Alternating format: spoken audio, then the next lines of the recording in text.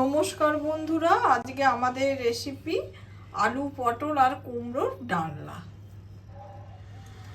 সবার প্রথমে আমরা একটা মশলা ড্রাই রোস্ট করে নিচ্ছি। তার জন্য গোটা জিরে, গোটা ধনে আর শুকনো লঙ্কা দিয়ে দিলাম।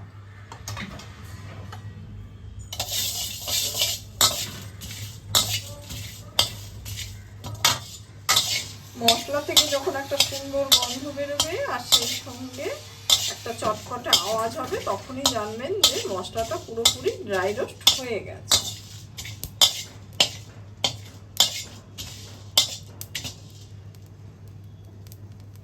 দেখুন, একটা চটপটে আওয়াজ হচ্ছে। আমাদের মশলাটা প্রায় হয়েই এসেছে।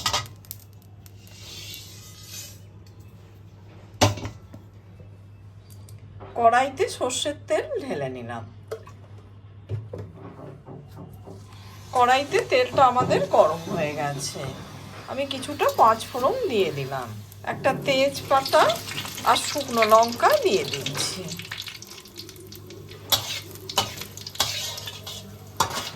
ফোড়ন থেকে যেই সুন্দর গন্ধ বেরোবে, তখনই আমরা আগে থেকে কেটে রাখা কুমড়ো আর পটল দিয়ে দিলাম। সেই সঙ্গে একটা আলুও দিলাম।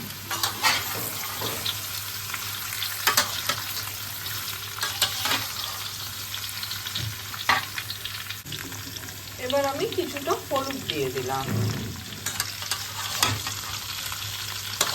সবজিগুলোকে এবার আমরা একটু ভেজে নেব।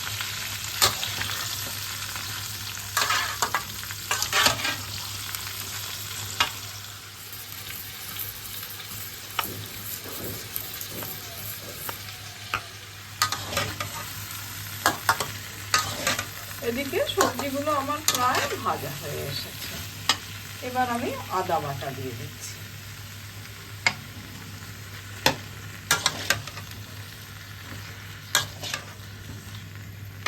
স্বাদ মতো নুন দিয়ে দিলাম।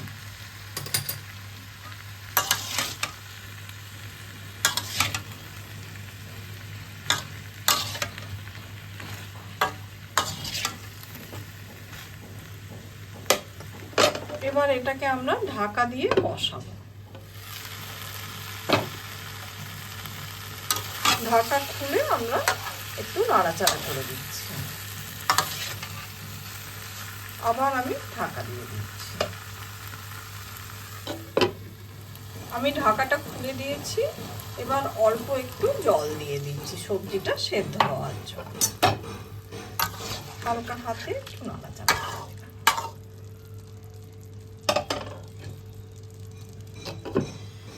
এবার আমি ঢাকাটা খুলছি। সবজিটা এদিকে সেদ্ধ হয়ে গেছে। ওপর থেকে একটু চিনি দিয়ে দিলাম, যেহেতু নিরামিষ তরকারি। রোস্টেড মশলাটা এবার ছড়িয়ে দিচ্ছি।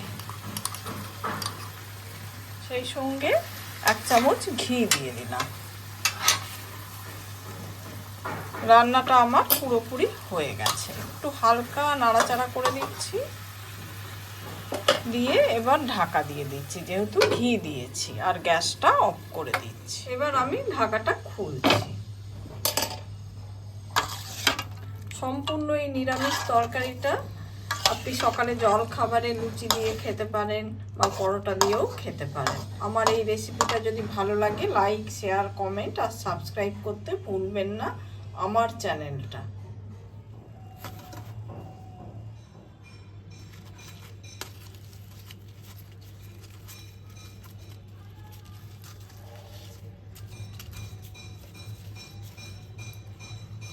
এক কথায় খেতে হয়েছে দুর্দান্ত। আপনারাও ঠিক এইভাবে বাড়িতে বানান আর আমায় লিখে জানান কেমন হয়েছে খেতে।